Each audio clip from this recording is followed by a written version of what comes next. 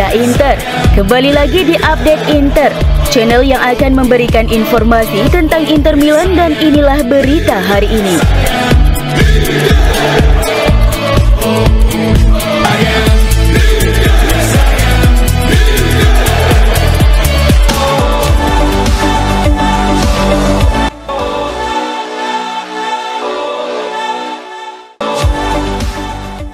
Feyenoord dan Inter Milan akan bertemu di The Kuip Stadium pada leg pertama babak 16 besar Liga Champions.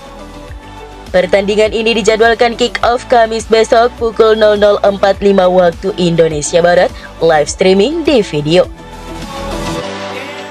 Di play-off, Feyenoord menyingkirkan AC Milan dengan keunggulan agregat 2-1 berkat kemenangan 1-0 di Belanda dan hasil imbang 1-1 di San Siro. Lolos dari adangan Rossoneri, Feyenoord yang kini dilatih Robin van Persie diundi bertemu dengan klub kota Milan lainnya, yakni Inter. Nerazzurri sendiri merupakan satu-satunya wakil Italia yang tersisa di kompetisi ini. Dari sisi performa, Feyenoord tak terkalahkan dalam 6 laga terakhir. Mereka 3 kali menang dan 3 kali seri. Feyenoord juga tak terkalahkan dalam 5 laga kandang terakhir, di mana mereka 4 kali menang dan sekali seri, mencetak total 9 gol dan cuma kebobolan 1 kali. Di sisi lain, Inter hanya menang 3 kali dalam 7 laga terakhir. Sisanya, mereka seri 2 kali dan kalah 2 kali. Yang mencemaskan adalah performa tandang mereka. Inter tanpa kemenangan dalam 4 laga tandang terakhirnya, di mana mereka imbang 1-1 dengan Milan, kalah 0-3 dari Fiorentina, kalah 0-1 dari Juventus, dan imbang 1-1 dengan Napoli. Sebelum ini, Feyenoord dan Inter baru pernah bertemu di semifinal UEFA Cup 2001-2002. Waktu itu, ketika masih diperkuat Van Persie, Feyenoord menyingkirkan Inter dengan agregat 3-2 berkat kemenangan 1-0 di Giuseppe Meazza dan hasil imbang 2-2 di The Kuip.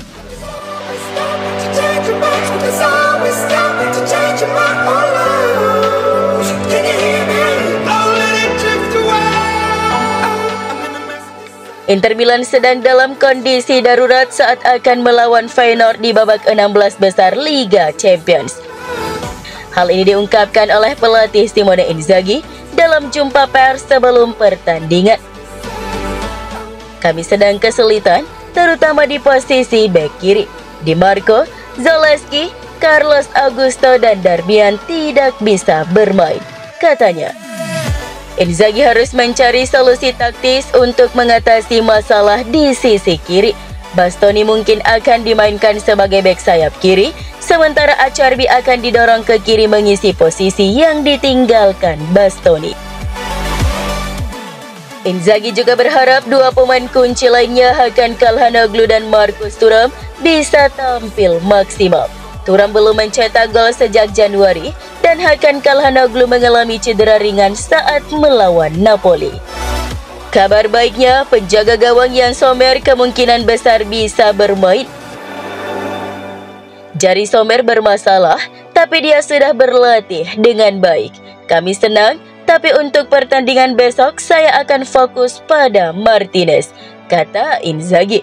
Inter Milan akan berusaha meraih hasil positif dalam 2 pertandingan berikutnya, melawan Feyenoord dan pertandingan melawan Monza.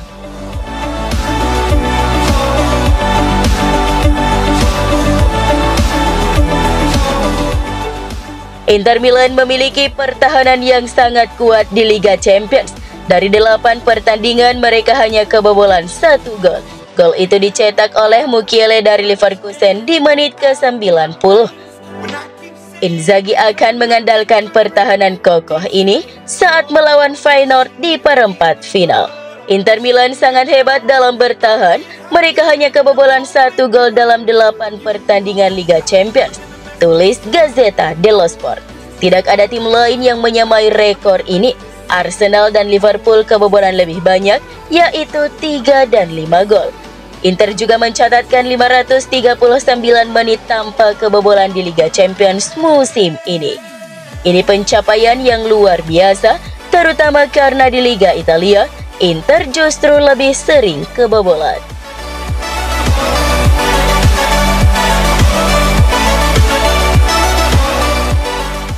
Inter Milan akan memperkuat tim di semua lini pada bursa transfer musim panas.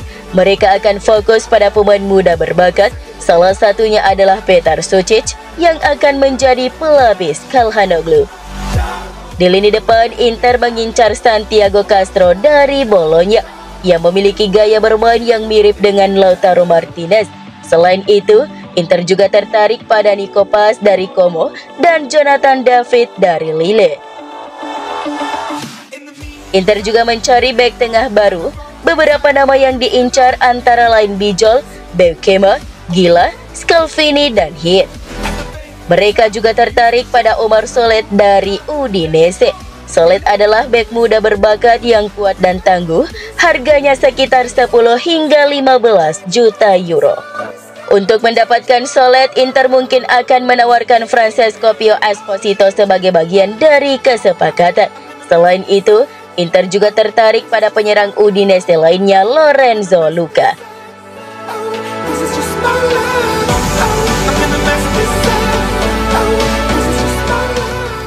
Marko Arnautovic sempat dicemooh penggemar Inter karena sering gagal mencetak gol. Ia dianggap tidak tajam dan hampir dijual. Namun gol penentu kemenangan melawan Fiorentina mengubah pandangan publik. Ia juga mencetak gol penting di Coppa Italia melawan Lazio, membuktikan dirinya masih layak di Inter. Meski begitu, masa depannya di Inter belum pasti. Kontraknya akan habis tahun 2025 dan ia mungkin tidak akan diperpanjang. Arnautovic dikabarkan diminati Torino. Ia bisa pindah sebagai pemain bebas transfer. Torino melihat Arnautovic sebagai opsi menarik untuk lini depan mereka. Ia berpengalaman dan bisa menjadi mentor bagi pemain muda.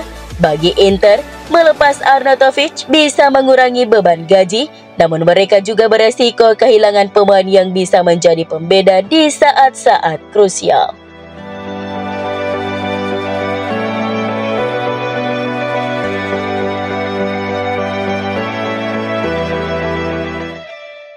Nottingham Forest mulai merancang skuad untuk musim depan dan salah satu target utama mereka di lini tengah adalah Davide Fratesi.